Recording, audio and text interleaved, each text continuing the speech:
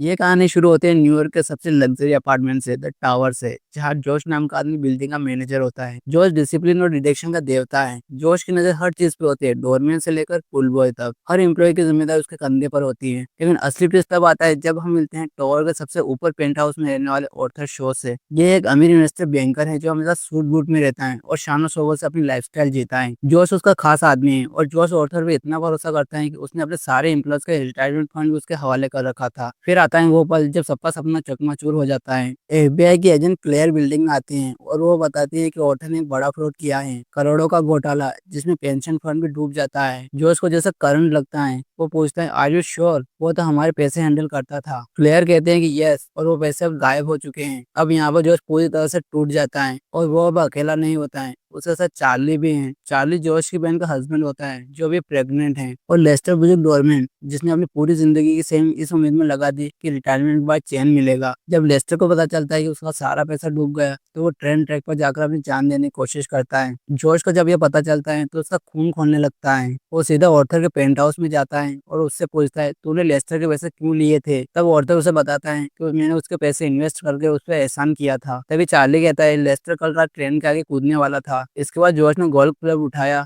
और सीधा ऑर्थर की महंगी गाड़ी की ओर बढ़ने लगा। ये गाड़ी फरारी 250 जीटी होती है जिसकी कीमत $10 मिलियन है। ऑर्थर ये देखकर घबरा जाता है और बोलता है, ऐसी गलती मत करना जिसकी भरपाई तुम न कर सको। फिर जॉर्ज उसे पूछता है, तुम्हें सच में कुछ फर्क भी पड़ता है? तभी ऑर्थर कहता है, बिल्कुल पड़ता है, और इस वक्त मुझे बिल्कुल भी अच्छा नहीं लग रहा है। रहने दे, अच्छा नहीं लग रहा है। तूने तो लेस्टर का हाल भी नहीं पूछा, वो जिंदा है या मर गया। ये कहकर ही जॉर्ज गोल्फ क्लब से फरारी का शीशा तोड़ देता है। जॉर्ज तड़पते हुए कहता है, तू ले गया सब कुछ, क्या तुझसे इंसानियत की उम्मीद करना भी गलती थी? इसके बाद मिस्टर साइमन ने सभी से कहा, मुझे इस बात से कोई फर्क नहीं पड़ता है कि ऑर्थर ने कितने पैसे चुराए हैं, लेकिन तुम लोगों ने जो किया वो भी गलत है। इसके बाद सभी को नौकरी से निकाल दिया जाता है। अगली रात जोश एक बार में जाता है। वहाँ उसे वही एफबीआई की एजेंट क्लेयर मिलती हैं जिसने ऑर्थर को गिरफ्तार किया था। उसने ज्यादा शराब पी रखी थी और जॉर्ज के साथ काफी खुलकर बात करने लगी थी। बातचीत के दौरान वो हंसते हुए बताती हैं, हमने ऑर्थर के ज्यादातर पैसे रिकवर कर लिए हैं, लेकिन अभी भी $20 मिलियन गायब हैं। वो कहती हैं कि एफबीआई का फोकस अब उन पैसों को ढूंढने में है। अगले दिन जोश अपने पुराने ऑफिस से एक नोटबुक उठाता है और वहीं कुछ तिजोरियां देखकर उसके दिमाग में एक खुराफाती आइडिया आता है। इसके बाद वो फौरन चार्ली, लिफ्ट ऑपरेटर एनरिको और पुराने दोस्त फिजू को बुलाकर प्लान बताता है।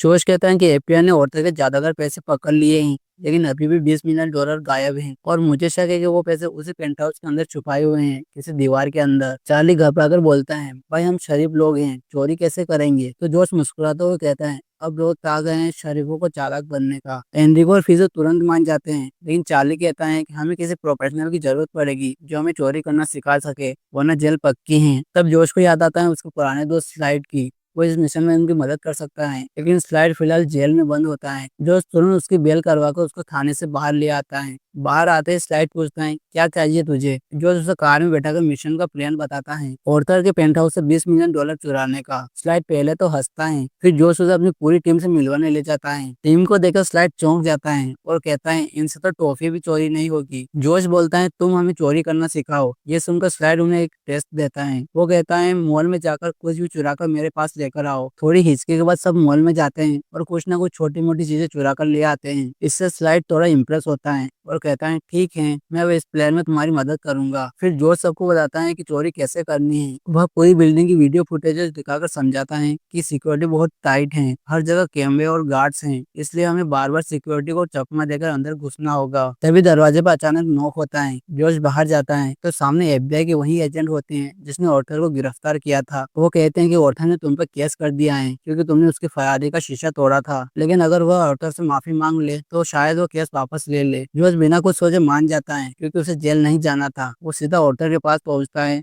और उससे माफी मांगता है, लेकिन जाने से पहले जोश कहता है, तूने जिन गरीबों का पैसा खाया है मैं उन्हें वापस लौटाऊंगा, चाहे जो हो जाए। अब अगले दिन हम देखते हैं कि चारों के चारों टावर के सामने जो रेस्टोरेंट है वहाँ बैठकर टावर को ऑब्जर्व कर रहे होते हैं। इसके बाद ये एक शोरूम में जाते हैं, वहाँ बहुत सारे सेफ रखे होते हैं। जो स्लाइड से कहता है, तुम्हें ये सेफ खोलना होगा। स्लाइड थोड़ा घबरा जाता है और कहता है, भाई मैं इतना बड़ा चोर नहीं हूँ, छोटी मोटी दुकानों पर हाथ मारा है, ये हाईफाई तिजोरी खोलना मेरे बस की बात नहीं है। हमें ऐसा कोई चाहिए जो इसे सेफ बिना चाबी के खोल सके। तभी जोश को याद आता है टावर में काम करने वाली ओडिशा की, जिसके पिता एक लोकर मैन है। फिर जोश उसे अपने घर बुलाता है और उसे अपना प्लान बताता है। पहले तो ओडिशा साफ मना कर देती है, फिर जोश कहता है ये चोरी $20 मिलियन की है। तो ये सुनकर ओडिशा भी मान जाती है। फिर जोश उसे वही तिजोरी दिखाता है और पूछता है क्या तुम इसे खोल सकती हो। ओडिशा तिजोरी को ध्यान से देखती है और कहती है इसमें कई सारे स्प्रिंग लगे हुए हैं, लेकिन हाँ करीब 15 मिनट लगेंगे इसे खोलने में। फिर स्लाइड बोलते हैं भाई मुझे भी इसे खोलना सीखना है, और इसी के साथ ओडिशा उन्हें तिजोरी खोलना सिखाने लगती है। अब टीम तैयार होने लगती है मिशन के लिए। अगले दिन की सुबह जोश और एनरिको टावर के सामने बैठकर उस पर नजर रख रहे होते हैं। तभी वो देखते हैं चार्ली टावर के अंदर जाता है और थोड़ी देर बाद बाहर निकलता है। जोश तुरंत उसके पास जाता है और पूछता है तू अंदर क्या लेने गया था। चार्ली शांत आवाज में जवाब देता है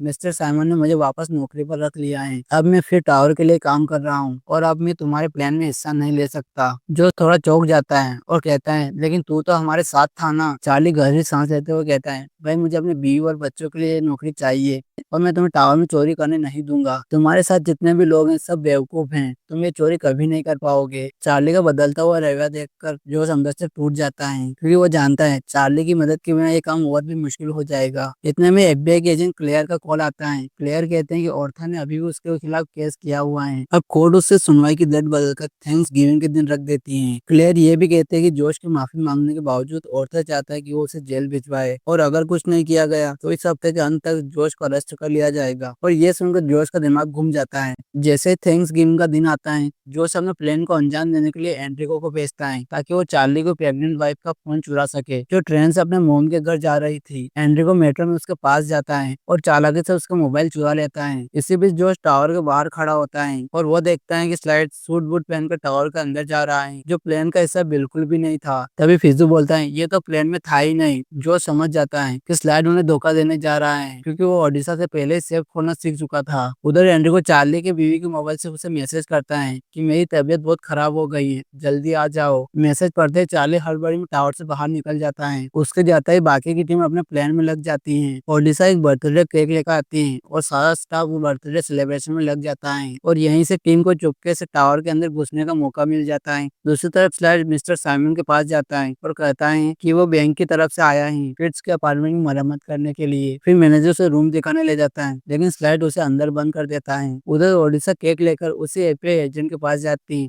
जो बाहर पहरा दे रहे होते हैं, लेकिन उसे चॉकलेट से एलर्जी होती। ओडिशा मौके का फायदा उठाकर उस पर हमला कर देती हैं और उसे बेहोश कर देती हैं। फिर स्लाइड लिफ्ट में चढ़ता है, लेकिन जोश और उसकी टीम लिफ्ट को लॉक कर देते हैं, जिससे उसे मजबूरन लिफ्ट की छत खोलकर ऊपर चढ़ना पड़ता है। इसी बीच जोश की टीम पहले पेंट हाउस में पहुंच चुकी थी और वो सीसीटीवी कैमरे ब्लॉक कर देते हैं ताकि कोई मूवमेंट ना हो। इसके बाद जोश और उसकी टीम दीवार तोड़ने लगते हैं जहाँ औरतें ने सेफ छुपाया था। दीवार के पीछे सेफ मिलते हैं। स्लाइड उन पर बंदूक तान देता है और कहता है सारा पैसा मुझे दे दो। तभी ओडिशा पीछे से स्लाइड पर बंदूक तान देती है और मौके का फायदा उठाकर पीजू उसकी बंदूक छीन लेता है। अब स्लाइड बंदी बन चुका है और ओडिशा सेफ खोलने लग जाती है। उधर ऑटो एफबीआई एजेंट के साथ कोर्ट पहुंचता है, लेकिन वहां पता चलता है कि आज थैंक्स गिविंग है और कोर्ट बंद है। अब उन्हें समझ आता है कि कुछ न कुछ गड़बड़ है। वहीं चार्ली भी टावर में लौट आता है क्योंकि उसे झूठी खबर दी गई थी कि उसकी बीवी हॉस्पिटल में है। अब वो सिक्योरिटी रूम में जाकर पूछता है कि जोश आया था क्या, तो गार्ड्स कहते हैं नहीं सर, उसे नहीं देखा। यहीं से सबको एहसास होने लगता है जोश कुछ बड़ा प्लान कर रहा है। वहीं पेंट हाउस के अंदर हमें दिखाया जाता है ओडिशा आखिरकार तिजोरी खोलने में कामयाब हो जाती है, लेकिन जैसे ही वो तिजोरी खुलती है सबके पैरों तले जमीन खिसक जाती है, क्योंकि तिजोरी पूरी तरह से खाली होती है। ये देखकर स्लाइड गुस्से में आ जाता है, मैं तो अब यहाँ से जा रहा हूँ। और जैसे ही वो पलटता है फिजू से बंदूक छीनने की कोशिश करता है, तभी दोनों के बीच हाथापाई शुरू हो जाती है और गन की छीना चपटी में एक गोली चल जाती है, जो सीधा वहाँ खड़ी फरारी को जाकर लगती है। आवाज सुनते ही जोश दौड़कर गाड़ी के पास जाता है और गाड़ी को ध्यान से देखता है, तो उसे उसमें एक बड़ा सा छेद दिखाई देता है और वो अपनी उंगली से पेंट को खुरदने लगता है। और जैसे ही थोड़ा हिस्सा निकलता है नीचे से चमकता हुआ सोना दिखाई देता है। ये देखकर जोश चौंक जाता है और चिल्लाता है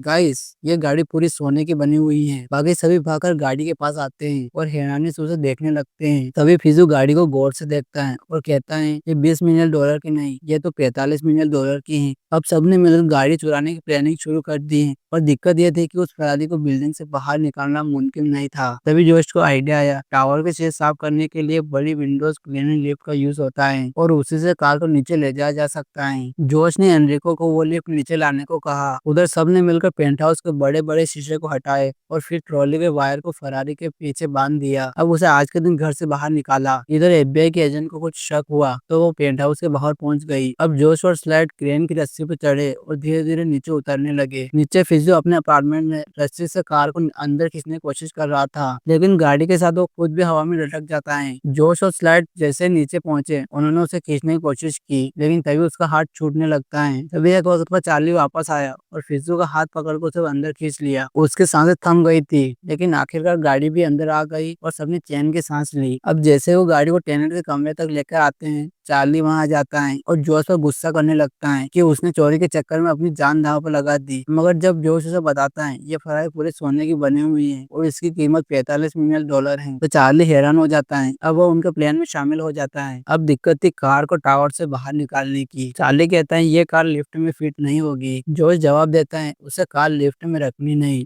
बल्कि उसके ऊपर रखनी है। सब मिलकर कार को लिफ्ट की छत के ऊपर रख देते हैं। तभी जोश को कार के अंदर एक नोटबुक मिलती है जिसमें ऑथर के सारे गैर कानूनी कारनामों की लिस्ट थी। उसे लगता है कि ये एफबीआई के लिए एक बड़ा सबूत हो सकता है और वो उसे अपने पास रख लेता है। जैसे ही वो लिफ्ट की छत पर खड़े होते हैं, लिफ्ट अचानक नीचे जाने लगती है। लिफ्ट ऑपरेटर बताता है उसे मैन्युअली नीचे बुलाया गया है। कुछ ही देर में एफबीआई एजेंट और ऑथर लिफ्ट में चढ़ जाते और लिफ्ट ऊपरी पेंट हाउस की ओर बढ़ती। ऊपर पहुंचते वक्त गाड़ी ऊपर की जाली से टकरा जाती है, लेकिन किसी को अंदाजा नहीं होता कि जोश और उसकी टीम लिफ्ट की छत पर हैं। इधर जो स्लाइड से पूछता है उसने जो ट्रक चोरी किया था उसकी चाबी कहाँ है। स्लाइड बताता है चाबी ट्रक में ही है। फिर जोश टावर के डोरमैन को कॉल करता है। वही डोरमैन जिसने खुदकुशी करने की कोशिश की थी, वो उनकी मदद कर रहा था। वो ट्रक को टावर के सामने लाकर खड़ा कर देता है। उधर जैसे ऑथर पेंट हाउस पहुंचता है, फरारी गायब देखकर उसको होश उड़ जाते हैं। फिर क्लेयर उसे याद दिलाती है कि उसने तिजोरी की बात एफबीआई से छुपाई थी और इसी वजह से उसकी बेल रद्द कर दी जाती है। अब ऑर्थर को सीधा जेल जाना होगा। इसी बीच क्लेयर सिक्योरिटी रूम में मॉनिटर को देखती है कि एक ट्रक तेजी से टावर से बाहर निकल रहा है। उसे समझ आ जाता है कि फरारी उसी में होगी और वो तुरंत सभी एजेंट को अलर्ट कर देती है। पुलिस ट्रक का पीछा करती है और जल्दी उसे घेर लेती है। जैसे ट्रक खोला जाता है, अंदर कुछ भी नहीं होता है। खाली ट्रक देखकर सब हैरान हो जाते हैं। क्लेयर जब ट्रक ड्राइवर लेस्टर से पूछते हैं बाकी लोग कहाँ हैं, तो वो अनजान बनते हुए कहता है कौन लोग, मैं तो बस ऐसे गाड़ी घुमा रहा था। थोड़ी देर में एफबीआई की टीम जोश और उसके बाकी साथियों को पकड़ लेती है और उन्हें गिरफ्तार कर लिया जाता है। अब पुलिस ऑर्थर और उसकी टीम को एक ही ट्रक में पुलिस स्टेशन ले जा रही थी। ट्रक में बैठा ऑर्थर सब पर हंसते हुए कहता है मैं तो कुछ ही दिनों में बाहर आ जाऊंगा, लेकिन तुम सब सालों जेल में सड़ोगे। जोश मुस्कुराता हुआ जवाब देता है हम लोग कुछ साल में बाहर आ जाएंगे, लेकिन तू पूरी जिंदगी जेल में चक्की पीसेगा। तभी जोश खुलासा करता है उस नोटबुक की जिसमें ऑर्थर के सारे काले कारनामों का हिसाब किताब था। ये सुनते ही ऑर्थर के चेहरे का रंग उड़ जाता है। वो घबरा कर कहता है वो डायरी मुझे वापस दे दो, बदले में मैं तुम्हें $450 मिलियन दूंगा। तभी एनरिको हंसते हुए कहता है टावर में टिप देना मना है। ट्रक से उतरते ही एफबीआई एजेंट आती है और मिस लाउंगा खुद को जोश की टीम का वकील बताती है जिसने 3 दिन पहले लॉ की एग्जाम पास की थी। वह डायरी एफबीआई को सौंप देती है और कहते हैं ये सारे लोग बेगुनाह हैं। एजेंट डायरी देकर मान जाती है, लेकिन कहते हैं जोश को 2 साल की जेल होगी। जोश मुस्कुराते हुए मान जाता है ठीक है, लेकिन मेरे दोस्तों पर कोई भी चार्ज नहीं होना चाहिए। और ये कहानी यहाँ पर एंड हो जाती है। अगर आपको वीडियो अच्छा लगा हो तो वीडियो को लाइक करो और ऐसे मूवी एक्सप्लेनेशन वीडियो देखने के लिए चैनल को सब्सक्राइब करो। आगे ऐसे ही वीडियोस और भी आने वाले हैं।